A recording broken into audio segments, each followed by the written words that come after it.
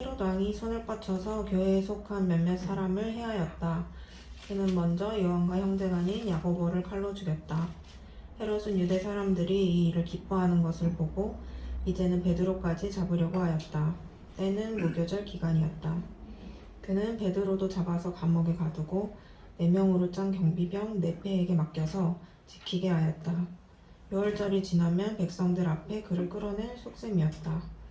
이렇게 되어서 베드로가 감옥에 갇히고 교회는 그를 위하여 하나님께 간절히 기도하였다. 헤롯이 베드로를 백성들 앞에 끌어내기로 한 그 전날 밤이었다. 베드로는 두 쇠사슬에 묶여 군인 2사람 틈에서 잠들어 있었고 문 앞에는 파수꾼들이 감옥을 지키고 있었다. 그런데 갑자기 주님의 천사가 나타나고 감방에 빛이 환히 비치었다. 천사가 베드로의 옆구리를 쳐서 깨우고 말하기를 빨리 일어서라 하였다. 그러자 쇠사슬이 그의 두 손목에서 풀렸다. 천사가 베드로에게 띠를 띠고 신을 신어라 하고 말하니 베드로가 그대로 하였다. 또 천사가 그에게 겉옷을 두르고 나를 따라오너라 하니 베드로가 감방에서 나와서 천사를 따라갔다. 베드로는 천사가 하는 일이 참인 줄 모르고 자기가 환상을 보고 있는 것이라고 생각하였다. 그들이 첫째 초소와 둘째 초소를 지나서 시내로 통하는 철문에 이르니 문이 저절로 열렸다. 그래서 그들은 바깥으로 나와서 거리를 하나 지났다. 그때 갑자기 천사가 떠나갔다. 그때에야 베드로가 정신이 나서 말하였다. 이제야 참으로 알겠다. 주님께서 주님의 천사를 보내셔서 헤롯의 손에서 그리고 유대 백성이 꾸민 모든 음모에서 나를 건져주셨다. 이런 사실을 깨닫고서 베드로는 마가라고도 하는 요한의 어머니 마리아의 집으로 갔다. 거기에는 많은 사람이 모여서 기도하고 있었다. 베드로가 대문을 두드리니 로데라는 어린 여종이 맞으러 나왔다. 그 여종은 베드로의 목소리를 알아듣고 너무 기뻐서 문을 열지도 않고 도로 달려 들어가서 대문 앞에 베드로가 서 있다고 알렸다. 사람들이 여종에게 내가 미쳤구나 하고 말하자 여종은 참말이라고 우겼다. 그러자 그들은 베드로의 천사일 거야 하고 말하였다. 그동안에 베드로가 줄곧 문을 두드리니 사람들이 문을 열어서 베드로를 보고 깜짝 놀랐다. 베드로는 손을 흔들어서 그들을 조용하게 하고 주님께서 자기를 감옥에서 인도하여 내신 일을 이야기하였다. 그리고 그는 이 사실을 야고보와 다른 신도들에게 알리시오 하고 말하고는 거기에서 떠나 다른 곳으로 갔다. 날이 새니 군인들 사이에서는 베드로가 없어진 일로 작지 않은 소동이 일어났다. 헤롯은 샅샅이 찾아보았으나 베드로를 찾지 못하고 경비병들을 문초한 뒤에 명령을 내려서 그들을 사형에 처하였다. 그런 다음에 헤롯은 유대를 떠나 가이사랴로 내려가서 거기에서 한동안 지냈다. 그런데 두로와 시돈 사람들은 헤롯에게 몹시 노여움을 사고 있었다. 그래서 그들은 뜻을 모아서 왕을 찾아갔다. 그들은 왕의 침실 시종 블라스도를 설득하여 그를 통해서 헤롯에게 화평을 청하였다. 그들의 지방이 왕의 영토에서 식량을 공급받고 있었으므로 이렇게 할 수밖에 없었다. 지정된 날에 헤롯이 용풋을 걸쳐 입고 왕자에 좌정하여 그들에게 연설하였다. 그때 군중이 신의 소리다, 사람의 소리가 아니다 하고 외쳤다. 그러자 즉시로 주님의 천사가 헤롯을 내리쳤다. 헤롯이 하나님께 영광을 돌리지 않았기 때문이다. 그는 벌레에게 먹혀서 죽고 말았다. 하나님의 말씀이 점점 더 널리 퍼지고 믿는 사람이 많아졌다. 바나바와 사울은 그들의 사명을 마치고 마가라고도 하는 요한을 데리고 예루살렘에서 돌아왔다. 아멘.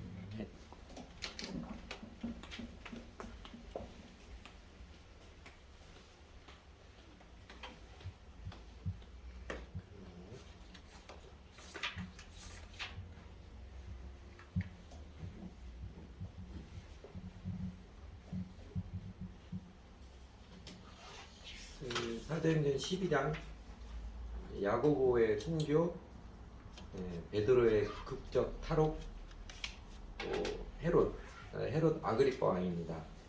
헤롯 아그리빠의 급사, 폭망한 급사죠. 이렇게 세 이야기로 되어 있습니다.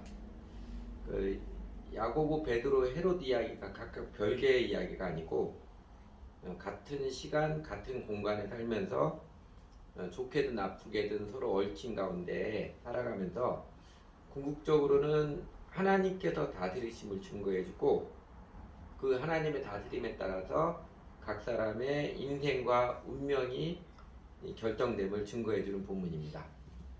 사실 전체적인 큰 맥락에서는요, 세상의 권력이 교회를 핍박해서 몇몇 신도들과 사도 야고보를 죽이고 베드로도 잡아 가두고 죽이려고 하였지만 그 일상의 삶 가운데 주 하나님께서 특별한 속기를 개입하셔서 베드로는 감옥에서 극적으로 풀려나오고 오히려 헤롯은 졸지에 황망하게 죽어버리는 그 하나님의 심판에 받아서 헤롯이 졸지에 죽어버린 모습에 결국 사람들이 다들 놀라고 하나님을 경외하게 되어서 그래서 24절 하나님 말씀이 점점 더 널리 퍼지고 믿는 사람이 많아졌다 이 사실을 증거합니다. 그리고 사도행전에 종종 이 구절 나오죠. 하나님 말씀이 흥왕하여 세력을 넓히니라. 개역 한글판에는 그렇게 되어 있는 것처럼 하나님 말씀이 점점 더 널리 퍼져서 믿는 사람이 많아지는 교회가 세워지고 하나님 나라가 든든히 서가는 모습을 증거해 줍니다. 요거 기억하시죠? 창조 타락 구속 완성. 오늘 블로거가 이렇게 재밌게 그림으로 표현을 했더라고요. 우리 성경적 관점에서 역사를 이해하는 중요한 구도지요.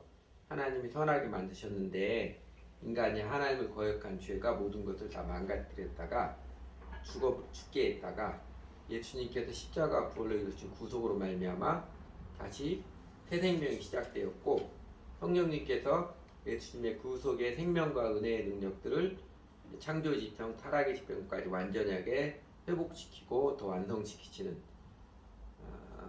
요 구도 여러분 기억하시죠? 그래서 지금은 특히 이제 예수님께서 오신 다음에 예수님이 처음 오셔서 이 땅에 하나님 나라를 시작하셨고 예수님 다시 오실 때까지 하나님 나라 점점 더 완성이 되어가는. 그래서 지금은 between two age 이 세대하고 오는 세대, 세상의 세대하고 하나님의 세대가 겹쳐지는 세대가 살고 있어서 저희가 영적인 전투에 참여하는 자입니다. 그래서 유명한 문구 하나님의 나라가 이미 임하였지만 아직 완성되지 않은 우리가 그 시대에 살고 있어서 우리 시대의 소명, 우리가 하나님 아는 백성들 소명은 이 하나님 나라가 이 땅에 완성되도록 참여하는 이게 우리의 소명이죠. 또 그 가운데 하나님의 능력을 경험하는 것이고요. 그러니까 역사는 예수 그리스도께서 이 땅에 내려와 하나님의 나라, 하나님의 통치를 시작한 이후로 그 가루섬 아래 누룩 퍼지는 것처럼 원래 하나님의 창조의 선물이었으나 인간의 어리석고 오만한 반역으로 말미암아 그 마귀의 수하에 들어갔던 영역들을 이제 성령님께서 예수 그리스도의 구속의 능력으로서 하나씩 되찾아오는 영적인 전쟁의 과정입니다. 우크라이나 러시아 전쟁 저희도 계속 기도하고 있는데 여러분 우크라이나가 러시아가 그 폭력으로 빼앗은 우크라이나 땅을 다시 되찾듯이 예수님의 부활의 능력으로서 성령님은 세상의 모든 영역들 특히 사람들의 심령을 하나님의 은혜의 사랑 아래로 되찾아오고 있는 게 성경이 증거하는 게 역사의 실체입니다. 우크라이나 러시아 전쟁 결말이 어떻게 날지 저희가 알 수가 없지요. 그러나 하나님의 나라가 임하는 영적 전쟁은 승리가 확실하게 보장이 되어 있습니다. 예수님의 십자가 부활로서 승리가 이미 결판은 났지만 그러나 우리가 참여하고 치러야 되는 남은 전쟁이 있지요. 우리는 여전히 남은 전쟁을 치러야 합니다. 아까 보았던 24절에서처럼 사도행전에서 종종 반복되어 나타나고 있는 하나님 말씀이 점점 더 멀리 퍼지고 믿는 사람이 많아졌다. 이 말씀은요, 세상 사람들, 세상의 권력자들, 마귀의 세력들이 아무리 난리를 치고 폭력을 휘두른다고 하더라도 하나님께서 이끌어 가시는 하나님 나라의 그 대행진을 막을 수는 없다. 복음과 생명의 행진을 절대로 막을 수는 없음을 거듭 증거하는 메시지입니다. 사실 우리는 지나간 2000년 역사, 예수님이 승천하신 이후로 2000년 흘러 역사를 통해서 우리 그 확연히 보고 있지요. 겨자치 않을 만큼 예수님과 제자들 굉장히 적은 무리였는데 그래도 온갖 세상의 권력들이 당대 최고의 권력이었던 로마 제국이 핍박을 해도 이겨냈고요. 그죠? 역사가 흘러갈수록 난리를 쳐도 결국은 하나님 나라가 점점점 크게 번져가고 복음은 땅끝까지 점점점 증거가 되어가고 있는 것을 우리 역사를 통해 환히 보고 있습니다. 그래서 여러분 오늘날 대한민국 기독교가 급속도로 축소되고 위축되고 있는 교회의 위기라고 하지만 그러나 하나님 나라 운동이 위축되는 것은 결코 아닙니다. 하나님 나라는요 여전히 맹위를 떨치고 있어서 가르소 말에 누룩보듯이 세상의 모든 사람들 모든 영역에 복음이 증거되고 하나님 통치를 이루어가고 있습니다. 단지 이런 거죠. 승리가 보장된 전쟁이라 할지라도 오만하고 게을러서 방심하면 국지적인 전투에서는 아주 쪽팔리는 패배를 당할 수 있음을 기억해야 합니다. 2차 세계대전에서 노르망디 상륙작전 성공하고 나서 큰 전쟁의 대세는 이미 판가름 났지만 그러나 지역 전투에서 후퇴하는 독일 패잔병들에게 패배를 당해서 죽임을 당한 연합군들도 있었듯이요. 우리 개인의 인생도 우리 빛과 소금의 교회도 대한민국 기독교도 하나님 나라 이 땅에 완성되는 것은 분명히 이루어지지만 자칫 오만하고 게을러서 부패하면은요 패배를 당할 수도 있음을 기억하고 정신을 차려야 합니다. 교회에 대해서 크리스천 개인도 지역교회도 패배하고 망하는 이유 딱 한 가지입니다. 교회가 세상의 핍박, 외부의 압력에 의해서 죽는 경우는 없습니다. 그러나 교회가 예수님의 가르침과는 정반대로 오만하게 아니라 해서 맛을 잃었을 때 예수님의 가르침에 정직하지 못하고 부패하면은요 크리스천 개인도 지역교회도 그리스도의 교회는 더 이상 서지 못합니다. 아마 하나님 보시기에는 얘는 가망 없다. 문 닫는 게 하나님 나라 전체적으로 교훈이 되고 유익이 되겠다 해서 망하게 하시고 다른 크리스천들 다른 교회들 일으키십니다. 중세 교회 시대 몰락이 그 대표적인 증거고요. 그러니까 사도행전의 기록처럼 세상 권력자들이 아무리 극심하게 핍박을 해도 복음, 주 예수님의 가르침에 정직한 교회는요 말씀이 흥황하여 세력을 얻어서 예수님의 부활의 능력이 함께해서 믿는 사람들이 많아지는 또 믿는 색깔들 예수님을 닮은 모습이 선명해지는 성장할 수밖에 없습니다. 저희도 매우 어려운 시대를 살고 있지요. 과학기술의 발달로 어느 때보다도 편리한 시대를 살고 있지만 영적으로 정신적으로는 정말 혼돈스럽고 어두운 정말 공포스러울 만큼 어지러운 시대를 저희가 살고 있습니다. 그 가운데 저희 개인의 인생도 저희 빛과 소금의 교회도 대한민국 교회도 밤이 깜깜할수록 더욱 빛나는 별이 되도록 하나님의 은혜의 승리의 감격을 누리며 살도록 야고보의 순교, 베델의 극적 탈옥 그리고 헤롯의 폭망 급사의 기록이 가르쳐 깨우쳐주는 메시지를 제가 잘 새기기 원합니다. 먼저 야고보에 대해서 먼저 보면은요 성경에 야고보라는 사람이 여러 나오는데 오늘 본문의 17절에 베드로가 말하는 야고보는 예수님의 동생 야고보입니다.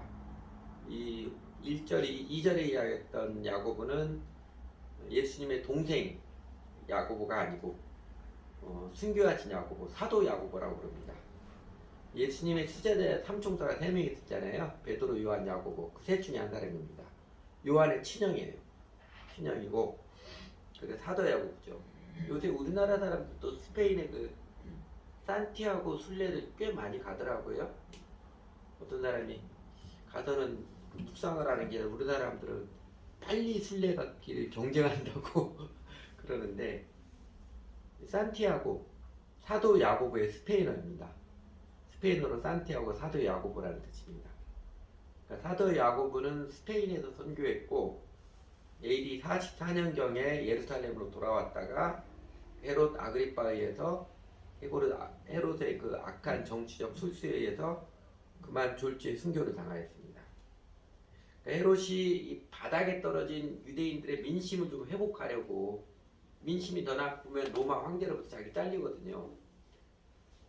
좀 민심을 좀 회복하려고 당시에 이제 교회는 소수 집단이었잖아요. 유대인들에 비해 소수 집단이었습니다.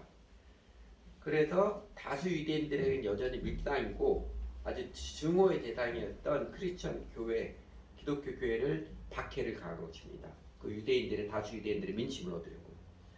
우리나라 정치인들도 보수든 진보든 자기네 편 지지율을 올리기 위해서 상대편에게 핍박을 가하는 것처럼 그래서 지지율을 올리려고 하는 시도도 많이 하잖아요. 그런 것처럼 말입니다. 그래서 세상 정치가들 못됐고 교활하다고 하는 것이지요. 사도 야고보는 그렇게 순교하신 뒤 전해지는 기록에 의하면 몇몇 사람들이 그 유해를 조각배에 바다에 띄워 보냈었는데 그 다음 과정이 어떻게 되었는지 모르겠지만 AD 813년에 스페인 북서부 지방에서 그 사도 야고보의 무덤이 발견됩니다. 발견된 무덤이 이게 사도 야고보의 무덤으로 밝혀져서 그 무덤 위에 스페인 왕이죠. 알폰소 2세가 처음에는 흙으로 교회를 지었다가 그 아들 알폰소 3세가 다시 석조 교회를 지었습니다.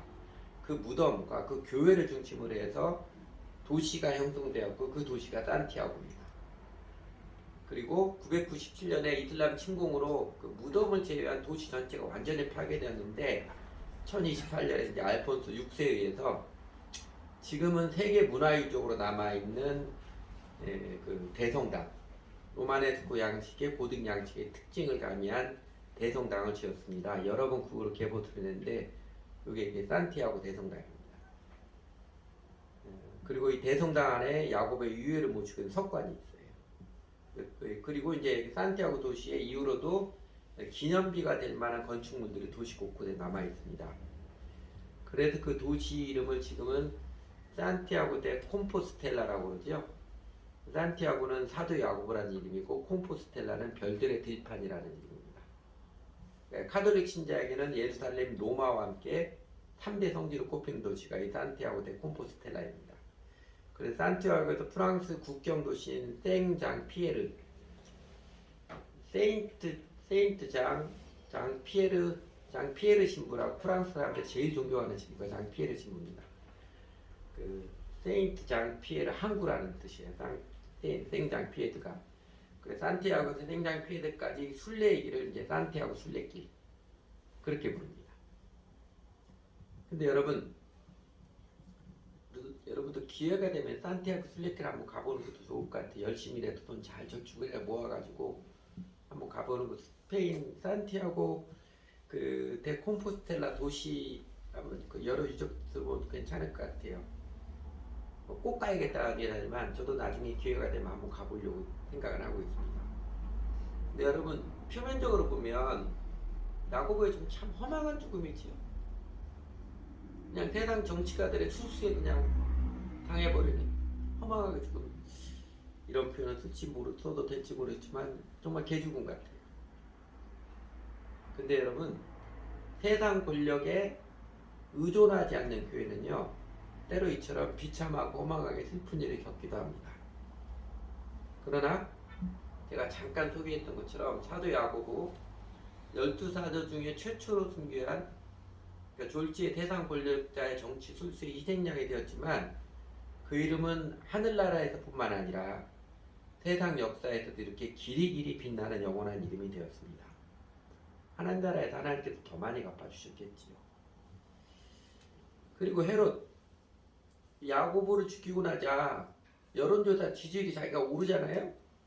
그러니까 자기가 뭔 악한 짓을 했는지 전혀 생각지 못하고 그냥 지지율이 오르는 것에 신이 나가지고 이번에는 교회 수장 베드로도 잡아 죽이려고 그를 잡아서 옥에 가지고 아주 사방으로 단단히 경계를 서게 했습니다. 네, 인간이 아무리 용을 쓰고 온갖 기술과 힘을 다 동원해도요 하나님께서 안 되겠다, 내가 좀 손을 봐야겠다 해서 극적으로 개입하신 손길을 절대로 막을 수 없습니다. 여러분 천사가 베드로 이끌고 나오는 과정을 보면 뭐 웃기지도 않을 만큼 너무 쉽잖아요. 만화책에 나올 것 같은. 제가 보면서 천사들도 개그 감각이 상당히 많으신 것 같아요. 이게 7절 그 7절 보시면 아마 이러지 않을까요?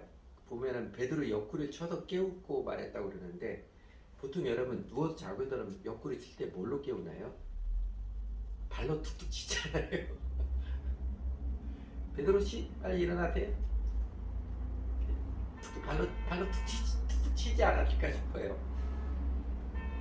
신발도 신고 옷도 입으세요. 설명할 시간 없습니다. 그냥 나 따라오세요 하고.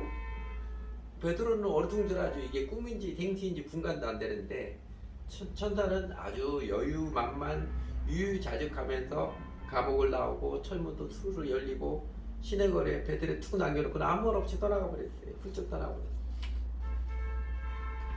이러니 아무리 믿음이 좋은 사람들이라도 하나님 감독, 천사 연출의 베드로 탈옥을 믿을 사람은 없었지요. 베드로가 얼굴을 보여주고 설명을 해주기 전까지는 그렇게 간절히 기도했던 교회 제자들도 베드로가 돌아왔던 소식이 믿겨지지 않는 게 아주 자연스럽고 당연한 것입니다. 어쨌든 하나님께서 역사가 이대로 권력자 헤로데 뜻대로 진행되어서는 안 되겠다 하셔서 극적으로 개입한 것이지요. 눈에 보이는 게 전부가 아니다. 세상은 눈에 보이는 힘, 권력 지형에 따라서만 돌아가는 게 아니다.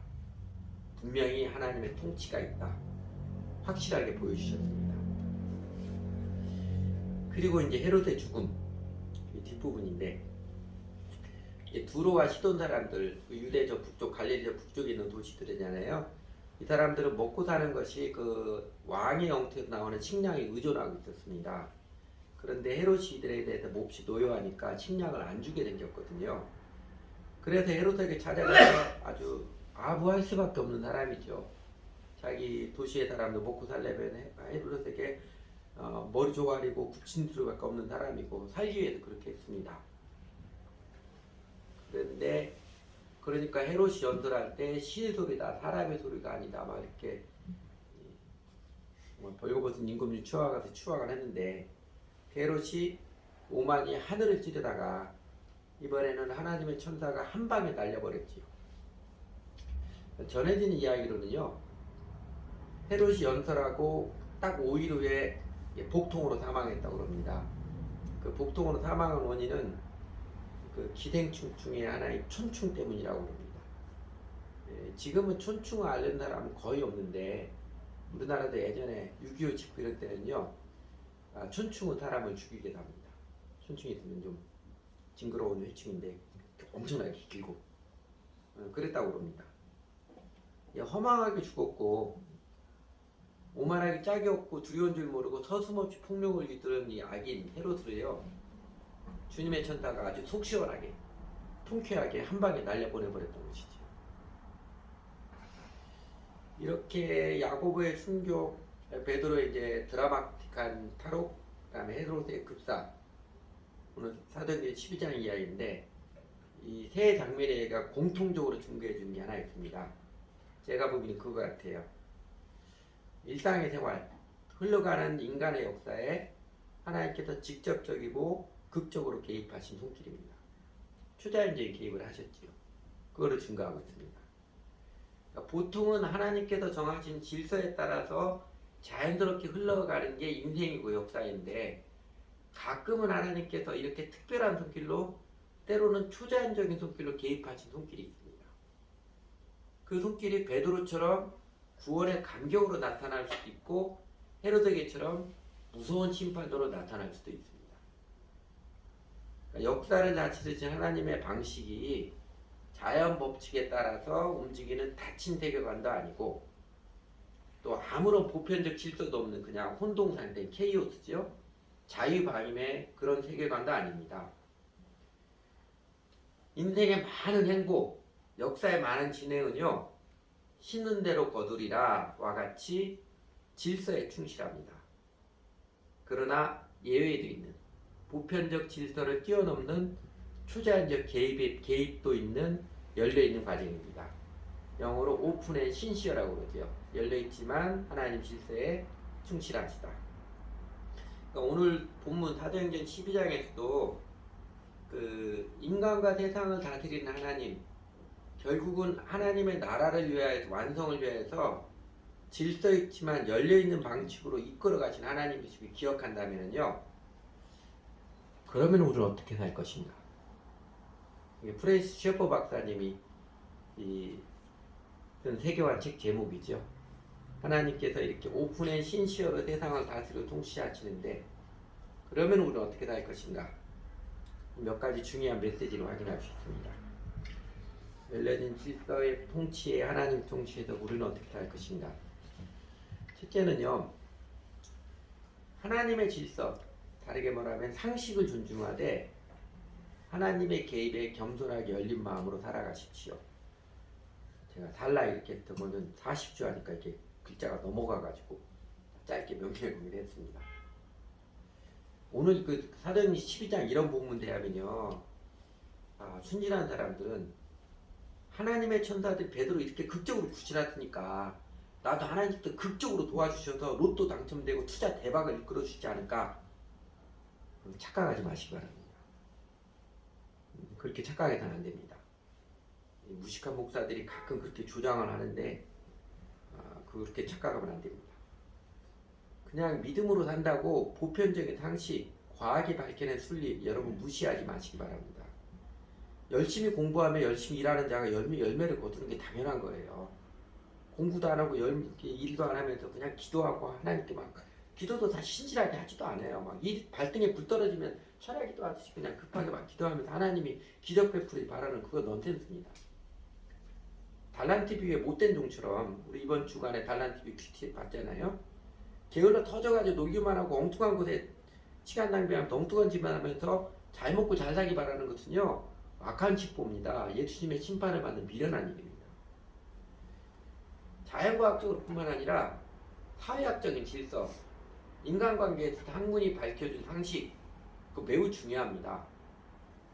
그러니까 믿음이 지나쳐가지고 사실 믿음이 지나친 게 아니라 믿음이 잘못된 것이죠.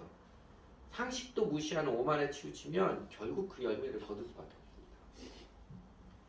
세상은요 악하든 선하든 힘 있는 사람에 의해서 지배를 받습니다. 세상은 힘에 의해서 다스려져요. 따라서 어떤 면에서요 그 힘의 논리를 무시하고 무모하게 살면 어려움을 겪게 되어 있습니다.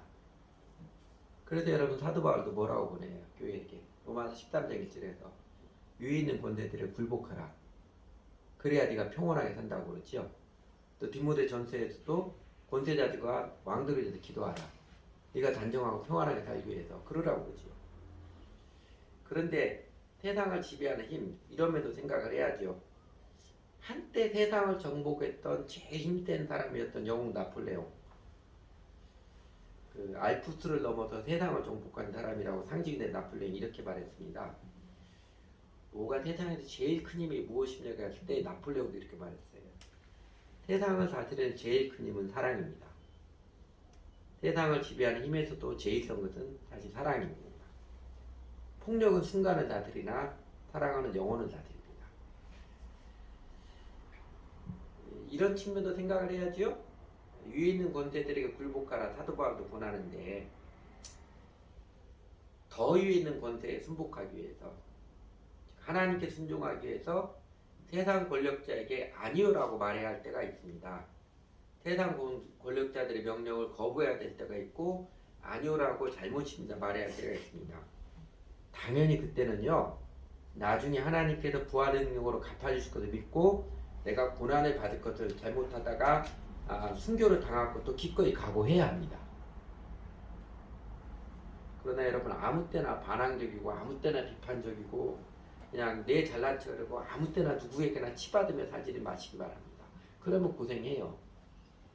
이게 그렇게 고생을 할 만큼 가치가 있다 싶으면 해야지요. 아니요라고 말하고 반기를 주려고 그러기도 해야지요. 그리고 또 여러분 보야 될 게 제가 이겁니다. 천사가 이렇게 베드로를 구출해 내시는 일, 이렇게 천사가 나타난 사람을 이렇게 또 이게 흔한 일입니까? 세상 사람도 놔두고 그리스도인들이 흔한 일이에요. 이렇게 명확하게 천사가 더 교회가 장구한 역사에서 그리고 수많은 크리스천들의 삶에서 이런 극적인 개입 손에 꼽아요. 많지 않습니다. 베드로가 이렇게 교회가 이렇게 기도하니까 베드로를 감옥에다가 천사가 했는데 우리는 믿음이 적어서 기도 안에서 산을 옮기지 못하는 건 그런 걸까요? 이런 일 없는 걸까요? 우리가 믿음이 적어서 산을 옮기지 못하는 건 맞아요. 맞습니다. 그러나 사실 우리는 다 믿음이 적은 자들입니다. 그 믿음이 적은 자들인데 믿음의 길을 쓰고 열심히 하면 우리도 천사가 나와서 극적인 드라마를 연출하고 그렇게 그게 가능할까요? 아니에요. 우리가 아무리 길을 쓰고 기도를 하고 난리를 친다고 해서 하나님 뜻 아니면 안 됩니다. 사실 믿음 큰 사람이 되려고 발버둥 치지 말고요. 우리가 아무리 믿음이 좋다 해도 겨자씨 한 돌에 턱턱지 못 미치잖아요. 예수님이 겨자씨 한 돌만한 믿음이 더 타놓습니다 그랬는데 지금까지 교회 옆에 기도해가지고 타놓은 사람 없습니다. 그러니까 아무리 믿음이 좋다고 어쩐다 해도 우리 믿음은 겨자씨 한 돌만도 못하니까 우리는 다 믿음이 적은다는 인정하는 겸손함을 배우라고 예수님이 가르쳐준 겁니다. 그래서 많은 신앙인들이 믿음의 동전이라는 뒷면은 겸손이라고 그러죠. 겸손함을 배우는 아름다운 믿음이 사람이 되어야지요. 예수님도 그럴 거예요. 우리가 믿음이 영웅이 되려고 믿음이 영웅이더라 난리치기보다는요. 아름다운 믿음, 겸손한 믿음의 사람이 되기를 예수님도 바라실 거예요. 사실 돌아보면 살아온 게 하나님의 은혜의 기적이지만 오늘 베드로를 이끌어낸 천사처럼 하나님의 극적인 계획은 그렇게 흔치 않습니다. 더 중요한 건 이거예요. 그러니까 하나님의 특별한 계획을 우리가 만들어낼 수는 없는 것입니다. 아마 여러분도 그렇지만 저는 제 개인적으로 하나님께서 정말 짭짤하게 정말 깜짝 놀라도록 도우시는 손길에 정말 많이 감격을 합니다.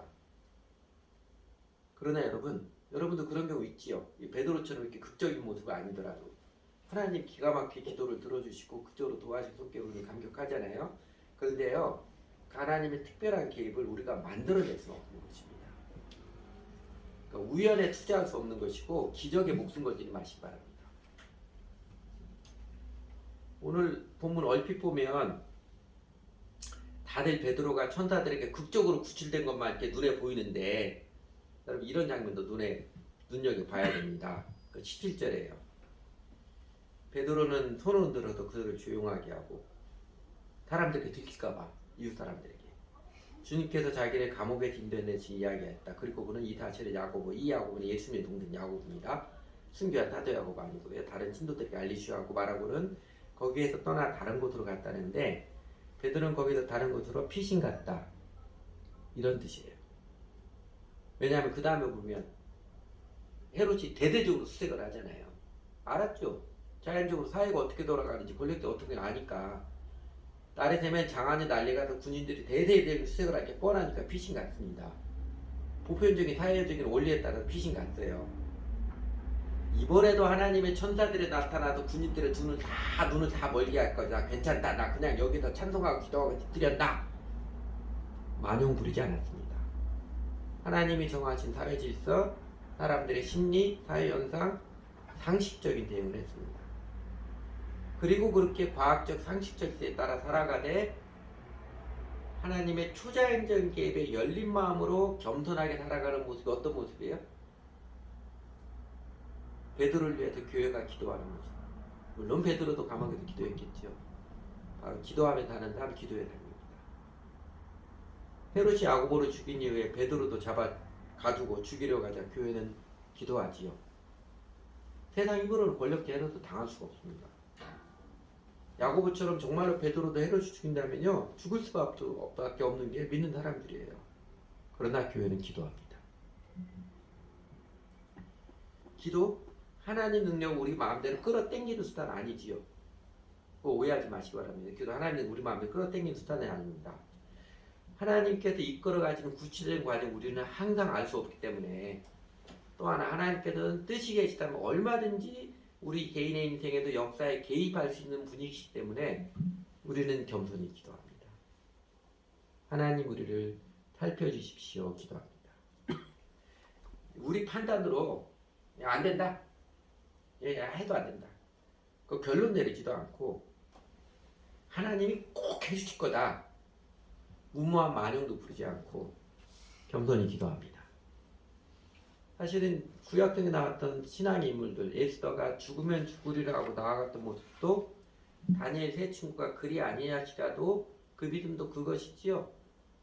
내가 이게 순리적으로는 아닌데 보편적인 사회 질서에 따르미가 아닌데 그러나 내가 죽더라도 이거는 혹시 하나님께 일하실지 모르니까 하나님 일하시지 않던 나는 기꺼이 죽음 맞이해서 그래도 이건 하겠습니다 해서 나아가는 거죠.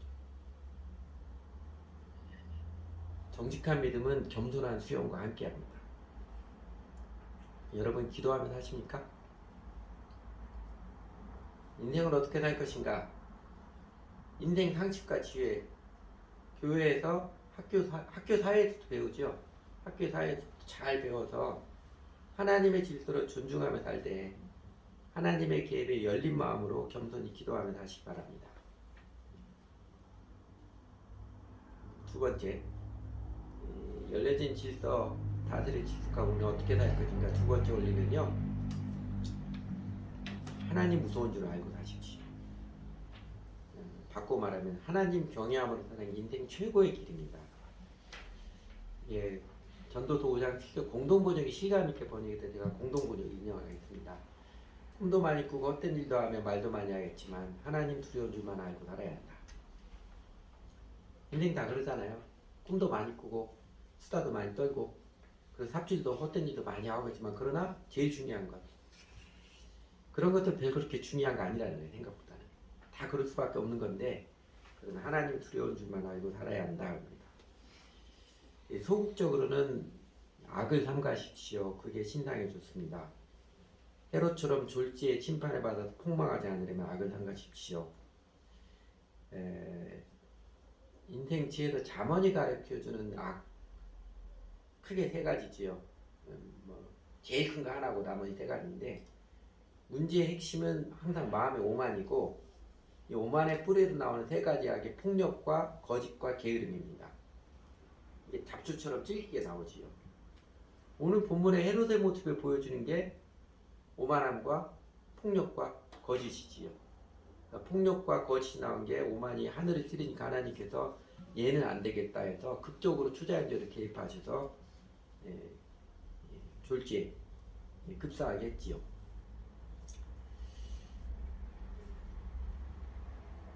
이 헤롯의 모습, 그러니까 헤롯이 정치적 술수를 부리는 거짓, 야고보를 죽인 폭력, 그리고 하나님께 영광 돌리지 않고 자신이 하나님이 그냥 추앙받는 것을 즐기는 방치하는 오만함, 악하게 살다가 졸지에 심판의 칼을 받아서 급사했으면 우리는 경계의 거울로 삼아야 합니다. 하나님 두려운 줄 알고 살아야 합니다. 더 나아가서 운동 경기에도 공격이 최선의 수비라고 하듯이 적극적으로는요 하나님을 능동적으로 경외함으로 살아가십시오. 간신히 심판만 피하고 편하게 살려보려는 이거 보신주의적 태도라고 그러죠.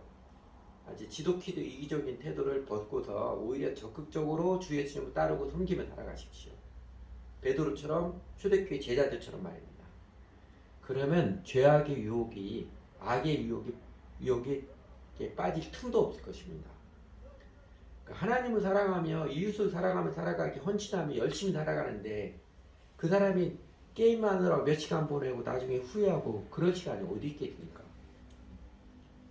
사실 여러분 우리 교회에서 많이 나오는데 예수님 배우고 예수님 섬기며 살아가는데 시간이 없다는 말은요 거의 대부분 99%는 다 핑계라는 것 여러분도 다 알지요? 사실 마음이 있으면 다 하잖아요.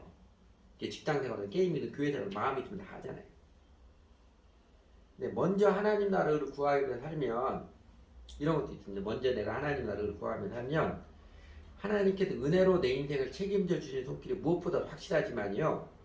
자연적으로도 먼저 내가 우선순위 신앙생활을 들이면 내가 잡생각하거나 게을리게 자빠져 있거나 게임에 허비하거나 쓸데없는 다 시간이 없어져 가지고 오히려 잘 삽니다. 그죠? 그러잖아요. 시간 나면 괜히 유튜브 뒤져보고 그냥 막 뭐하고 그냥 게임에서 몇 시간 보내고 나중에 후회하고 그러잖아요. 근데 먼저 하나님 나라에 시간 들이면 내가 계산에 이거 들어가면 공부할 시간 없을 것 같고 뭐 직장에서 피곤할 것 같은데 먼저 하나님 나라를 위해서 우선순위 먼저 신앙생활 들고 나면 그럼 잡생각하고 쓸데없는 시간 없어지잖아요. 그러면서 잘 살게. 물론 하나님 예수님의 약속에 대해 예수님께서 인생에 대해 책임져 주시는데 넉넉히 베풀어 주실 거예요. 그래서 여러분 적극적으로 하나님 경외하며 살기를 추구하십시오. 예수님 알아가고 또 다른 사람들이 예수님 사랑으로서 예수님 알게 하는 그 사랑의 삶 말입니다. 제일 큰 계명의 정신으로 지상명령을 배우고 따르고 순철하는 그 삶 말입니다. 그리고 세 번째로 하나님이 열려있는 질서로 다스리신 가운데 우리는 어떻게 살 것인가. 또 하나 기억하고 싶은 일은요. 하나님의 궁극적 통치를 믿고 삶과 죽음을 넘어선 초월적 신앙을 품어가시기 바랍니다. 삶과 죽음을 넘어선 초월적 신앙, 영생을 지닌 자유인으로 살아가기를 바랍니다. 하나님의 통치, 자연적인 것은 초자연적인 것이든 베드로 모습과 헤롯이 대조적으로 보여주듯이 선한 자에게는 영생을, 악한 자에게는 영벌입니다. 선인은 천국으로, 악인은 지옥으로. 이게 하나님의 궁극적 통치 원리입니다. 그런데 이 법은 멀고 주먹은 가깝다고 하듯이 우리가 살아가면서 순간순간은 이게 선이든 악이든 힘에 의해서 다스려지지만, 그러나 결국은 하나님의 사랑과 정의의 통치가 영원토록 다스려집니다. 그러지요? 순간적으로 세상에 걸려 이길 때 많잖아요. 그게 선하든 악하든. 그러나 궁극적으로는 하나님의 정의의 통치가 영원히 다스려집니다. 그 하나님의 다스리심 잊지 말고, 그래서 주 예수님을 정직하게 믿고 따르시기 바랍니다. 여러분, 신앙생활 보통 때는 불편한 것입니다. 그죠? 아침이나 큐티도 해야지, 주일마다 시간도 드려야지, 성경 보고 예수도 따로 떼어서 해야지. 보통 때는 좀 불편해요. 요새 한국교회 어려움이 그겁니다. 코로나 2년 거치면서 이렇게 온라인으로 예배 드리고 이렇게 편하거든요. 화장 안 해도 되고, 옷도 안 입어도 되고, 오가는 시간 없어도 되고. 그러니까 코로나 벗었는데도 그냥 계속 이게 좋아. 그리고 이렇게 켜놓고 딴짓할 수 있거든요. 내가 딴짓하면서.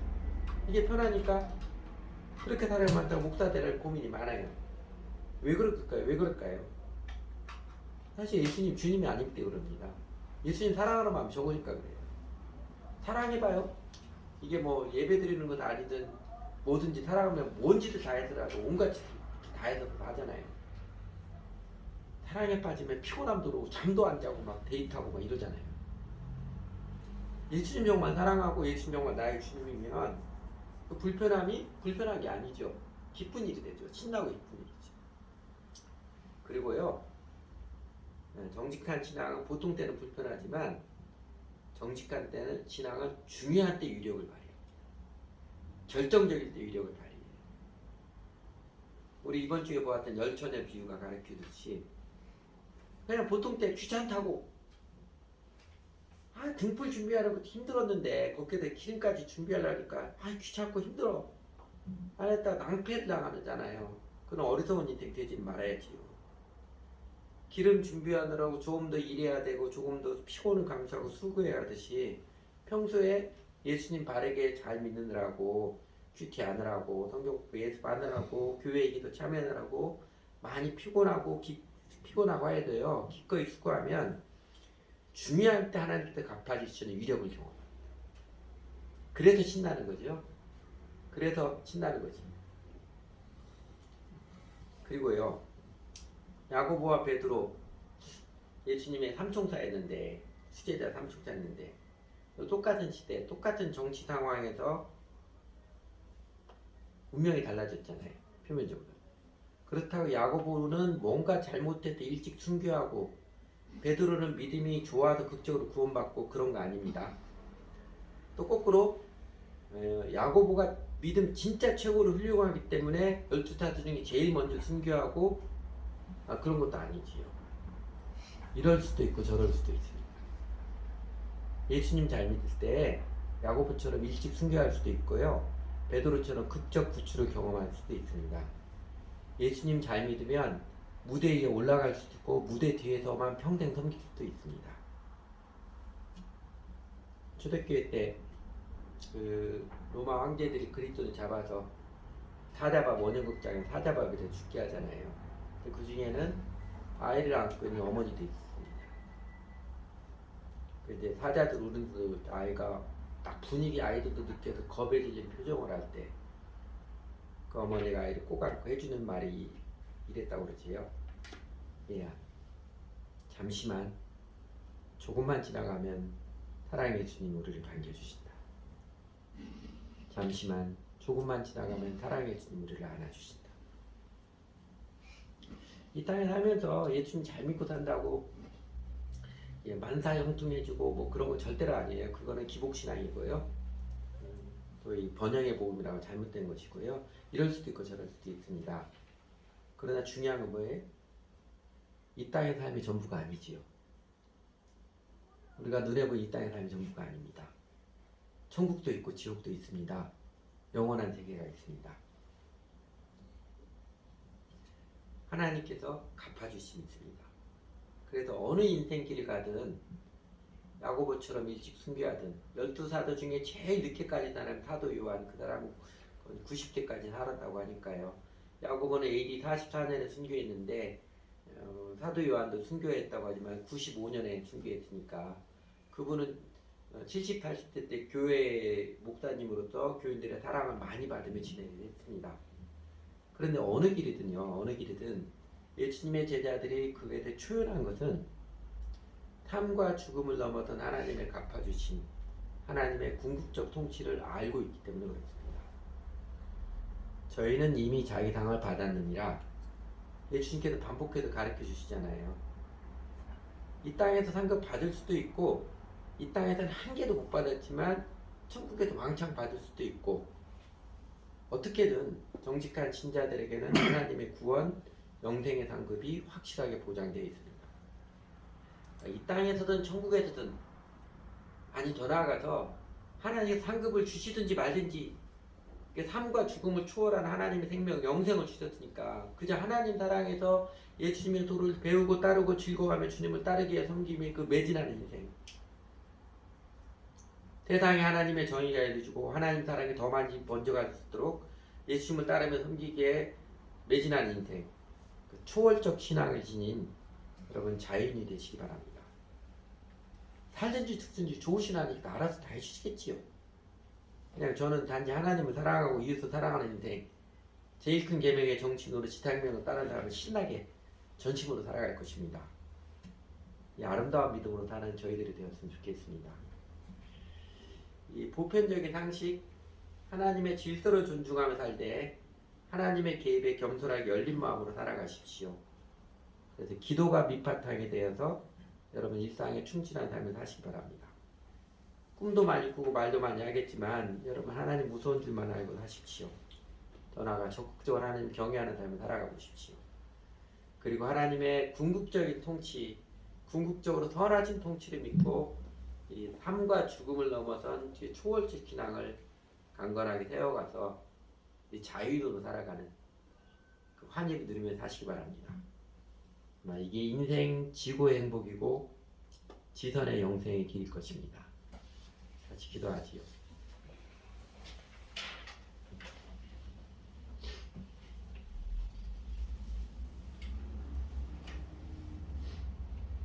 좋으신 주 하나님, 오늘은 우리 주 예수님께서 저희들을 구원하시기 위해서 십자가 고난의 일을 하신 희생의 사랑을 특별히 기억하며 기리게 해주셔서 감사를 드립니다. 제가 주일마다 예배의식에 참여함이 그 십자가의 사랑과 부활의 생명과 권능을 기리며 감사하며 감격을 드리는데 오늘은 특별히 그 십자가의 사랑을 더 새길 수 있도록 나를 정해 주셔서 감사합니다. 십자가의 일이 가진 주님의 마음, 주님의 사랑을 생각하면 세월을수록 저희가 뭘 안다고 할 수 없는 감을 잡을 수 없는 게 저희들의 심정입니다. 주님 감사합니다. 말씀드리기가 무한할 지경인데요. 그래도 주님 따르며 주님 순종하며 살고자 하는 마음의 다짐으로 주님께 경배를 드립니다. 저희들에게 그 극진한 사랑을 내려주셔서 구원해 주시고 그 저희로 십자가의 은혜로 말미암아 하나님의 생명을 누리며 살아가게 주셔서 정말로 감사를 드립니다.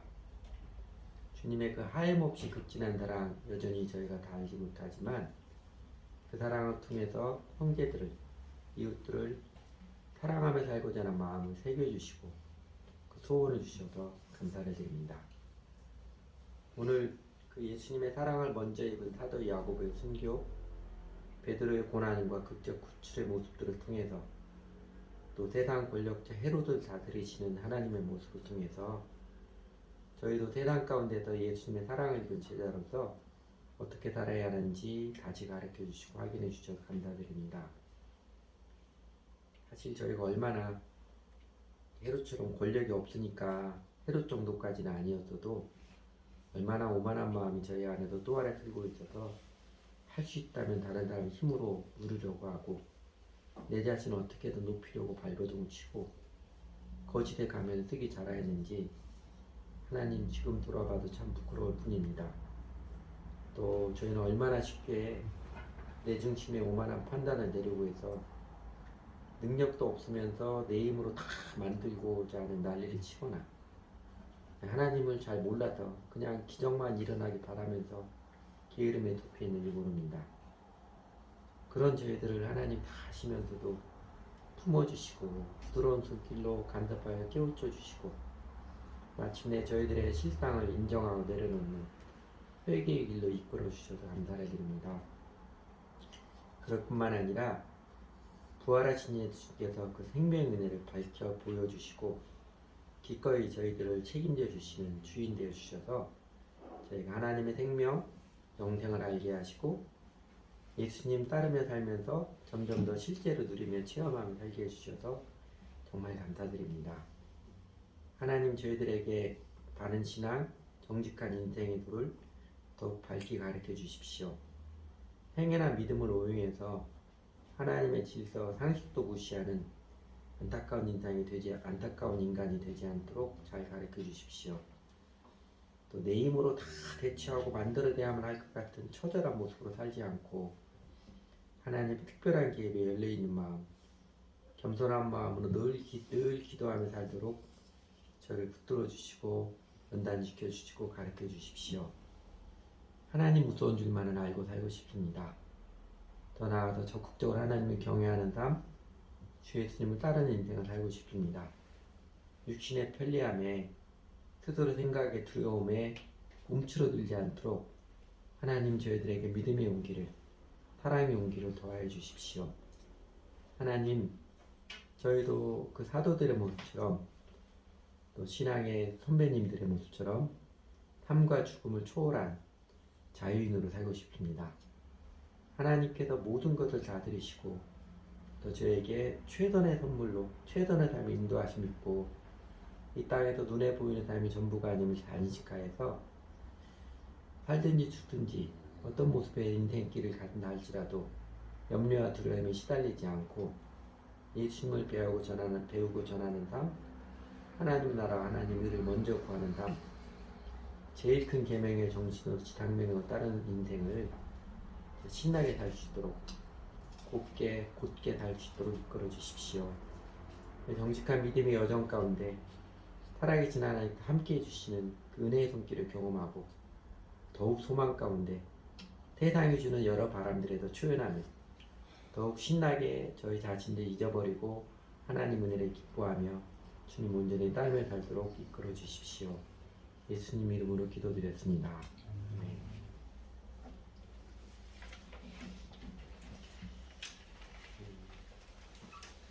예수님의 십자가의 고난의 길은 천정